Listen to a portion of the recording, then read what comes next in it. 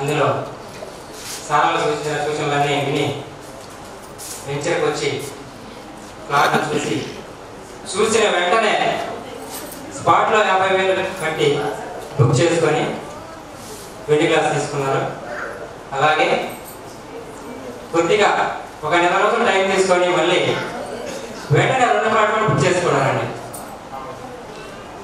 ఆమె ప్లాట్ చూసి చుట్టుపక్కల వాతావరణం, చుట్టుపక్కల రాబోయే కాలం డెవలప్మెంట్స్ అన్నీ విచారించుకొని చాలా క్లుప్తంగా తెలుసుకొని చాలా జాగ్రత్తగా తన చేతిలో ఉన్న డబ్బుని వృధా చేసుకోకూడదు.